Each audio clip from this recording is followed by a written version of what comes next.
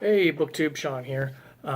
This is going to be part 2 of the book haul that I said was going to come a day or two after the other one, and it did not. Never got around to filming it. But first off, I want to say a huge thank you to April at Getting Hooga with It.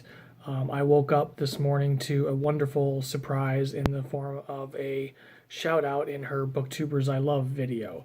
So thank you, April. That was unexpected and very, very, very nice of you. I really appreciate it. And to anybody who, new subscribers who came to me through that shout out, welcome. I'm happy to have you here.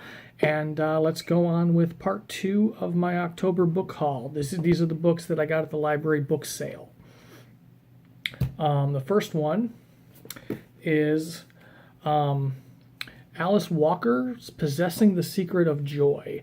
And I honestly don't know anything about this book. There is no blurb. It's just praise for the book and for Alice Walker. But I read The Color Purple earlier this year, and I really have wanted to read some more Alice Walker since reading The Color Purple, because that's really what she's known for. I hadn't heard of any of her other books other than The Color Purple, so I was happy to see another one outside of The Color. They had The Color Purple too, but I was happy to see another one of her books that was not The Color Purple there at the library sale. And I think, I don't remember, paperbacks were like 25 cents or 50 cents or something. So for under $1, definitely. And I don't mind going into books blind. Sometimes it's better to go into them blind, and you get to fully take the journey. Yeah, I was happy to find an Alice Walker because I loved The Color Purple. It was one of my favorite reads of the year. If I do a best of, or my favorite books of the year video, guarantee that'll be on there. The next few books I picked up were all by Dennis Lehane, and they are all part of his Kenzie and Gennaro mystery series. And I've read some of the series in the past, but I don't really remember the books. I know I really liked them. I know I really enjoyed them. But as far as the plots and that, it's been so long ago that I really don't remember them. So I was kind of thinking about rereading them anyway. So I found A Drink Before the War, which I know is the first one, I believe. Darkness, Take My Hand, and Prayers for Rain. And like I said, these are all part of the Kenzie and Gennaro mystery series he has going. And I don't even know how many books he has in it currently. But like I said, I think I've read A Drink Before the War and Darkness, Take My Hand. But like I said, it's been so long ago, and I don't really remember what they were about. So I want to start from the beginning again, reread what I've read, and then continue on with the series. Now, here's where we're going to get into kind of a lot of me reading the blurbs, because this is the only way for me to tell you about the rest of these books, because I can't summarize the blurbs well enough on my own. It's better if I just read you the blurbs. The first one is House of Sand and Fog by Andre Dubois. Does anyone know if that's like the French pronunciation? I'm not sure. But Andre Dubois the third. I apologize for probably butchering that 3 different times. But I know this is kind of a modern classic, I think, because I've heard a lot about it. But yeah, so I'll just read the blurb. In this riveting novel of almost unbearable suspense, three fragile yet determined people become dangerously entangled in a relentlessly escalating crisis. Colonel Barani, once a wealthy man in Iran, is now a struggling immigrant willing to bet everything he has to restore his family's dignity. Kathy Niccolo is a troubled young woman for whose house is all she has left, and who refuses to let her hard-won stability slip away from her. Sheriff Lester Burden, a married man who finds himself falling in love with Kathy, becomes obsessed with helping her fight for justice. Drawn by their competing desires to the same small house in the California hills and doomed by their tragic inability to understand one another, the three converge in an explosive collision course. Combining unadorned realism with profound empathy, House of Sand and Fog marks the arrival of a major new voice in American fiction. So it's a debut novel, too. And it looks like it was a National Book Award finalist. Like I said, I've heard a lot about this book. I've heard people calling it a modern classic. So it's one I've always been interested in reading, and I was happy to find it at the book sale. The next one is one I've never heard of before. It just caught my eye, and it looked interesting. It is called Devil's Brewed by Sharon K. Penman. It's a historical fiction, and I'll just read it. A.D. 1172, Henry II's three eldest sons conspire against him and align themselves with his greatest enemy, King Louis of France. But it's Eleanor of Aquitaine's involvement in the plot to overthrow her husband that proves to be the harshest betrayal.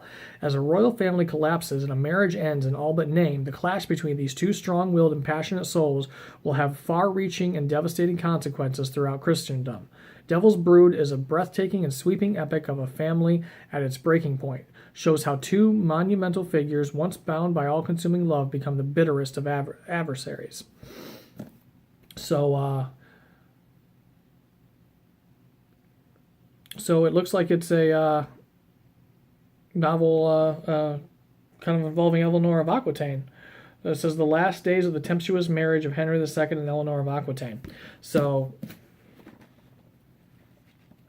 kind of a Tudors novel, so that's kind of cool. It just sounded interesting. The cover caught my eye, and I kind of wanted to check some historical fiction that I haven't heard a ton about. So, that I thought was a good find. The next book I actually saw on April's channel 3 or 4 weeks ago, I think, at one of her hauls. It's The Art of Fielding by Chad Harbach. And it's at Westish College, a small school on the shore of Lake Michigan. Baseball star Henry Skirmshander seems destined for big league stardom, but when a routine throw goes disastrously off course, the fates of 5 people are upended. Henry's fight against self-doubt threatens to ruin his future. College president Gerd Affenlight, a longtime bachelor, has fallen unexpectedly and helplessly in love. Owen Dunn, Henry's gay roommate and teammate, becomes caught up in a dangerous affair. Mike Schwartz, the Harpooners team captain and Henry's best friend, realizes he has guided Henry's career at the expense of his own, and Pella Affenlight, Gert's daughter, returns to Westish after escaping an ill-fated marriage determined to start a new life. As the season counts down to its climactic final game, these 5 are forced to confront their deepest hopes, anxieties, and secrets.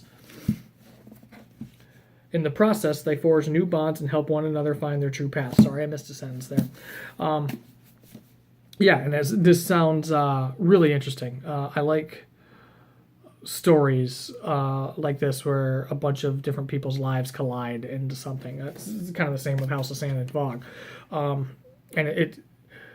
by the title, you would think it's just a baseball story, and it sounds like it is so much more than just a baseball story. So I was interested in it when I saw it on April's channel, and I was excited to see a nice, really nice copy of it there at the library bookstore. I mean, it almost looks brand new. So, running out of spots to put it. The next book,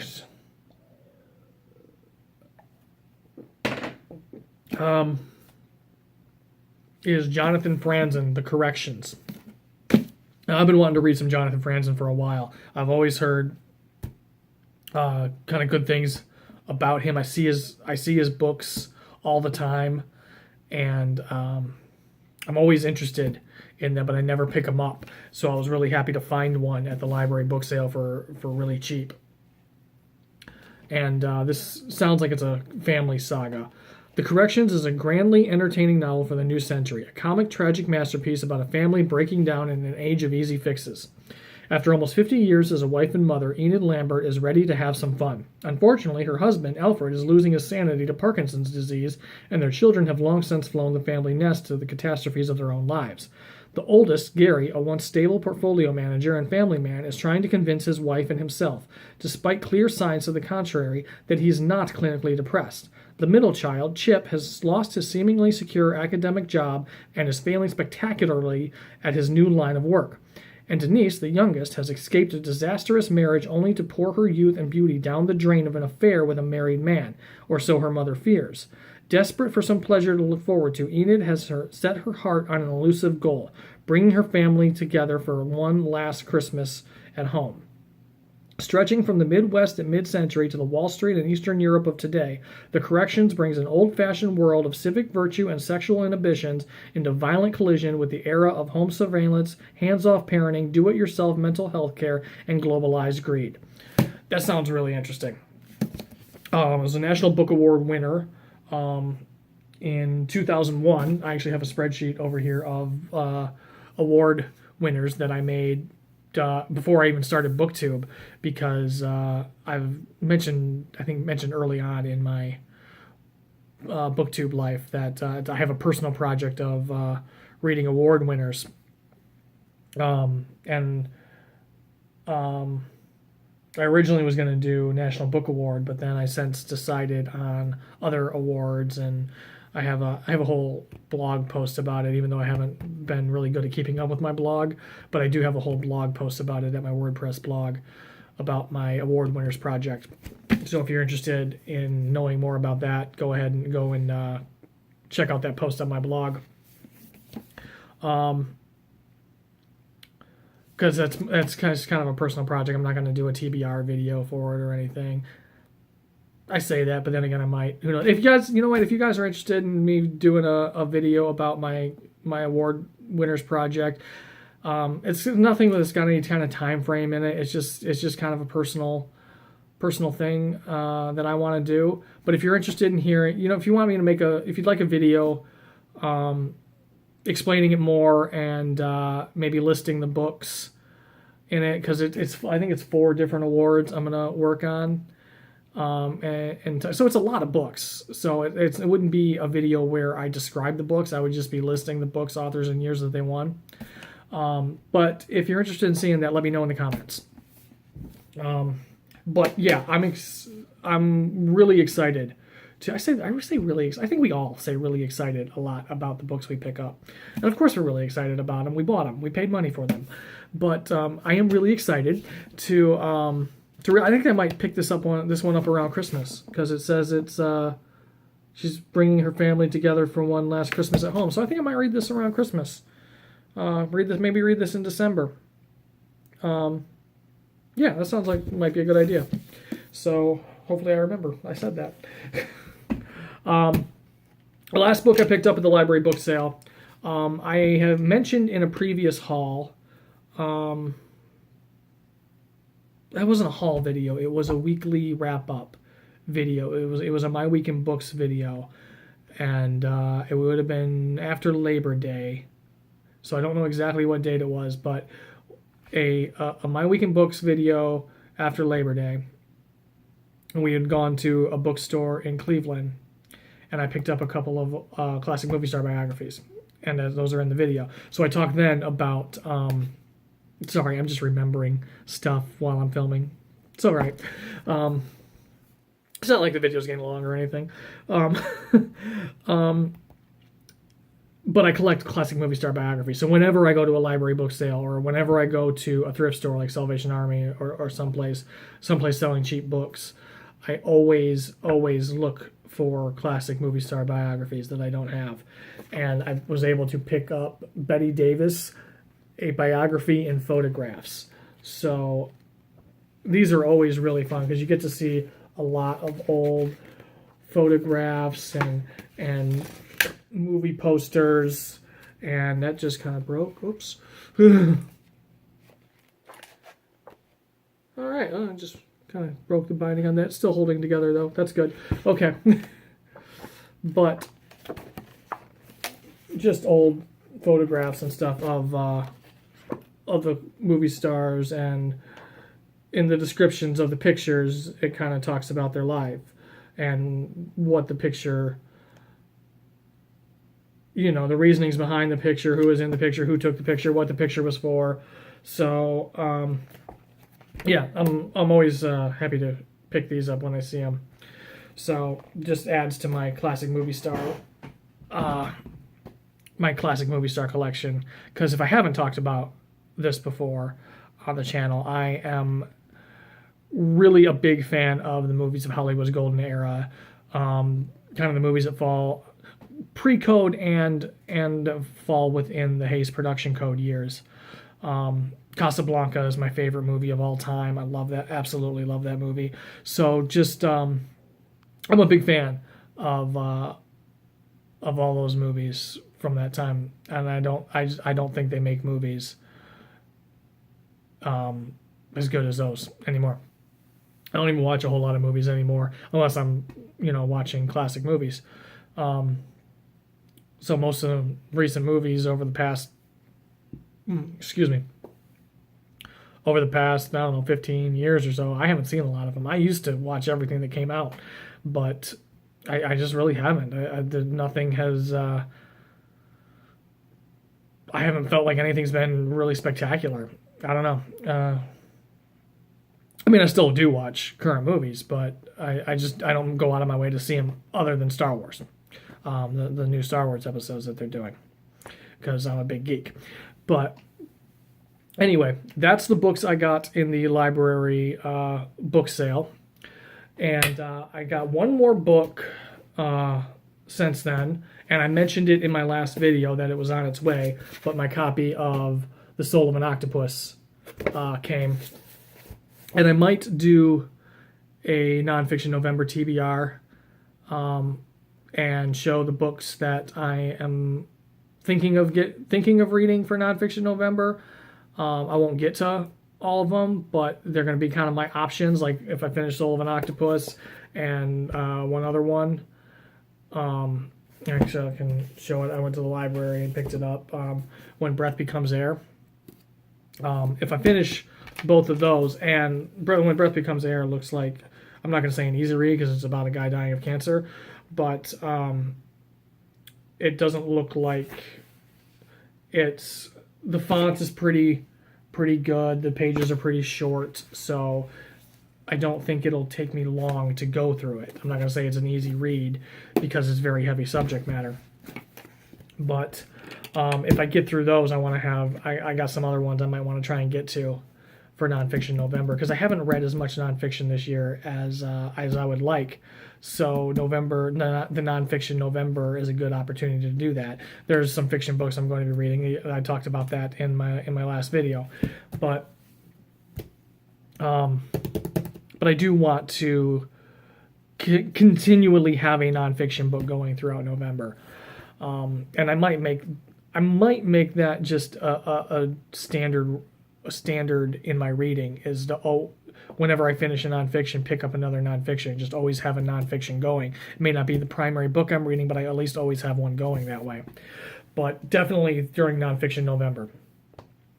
And that's it. That's all I've picked up. I got one more library book here that is The Boston Girl, and I talked about that in my last video. That's Robin at Driftless Readers' November book for her Blast from the Past book club. But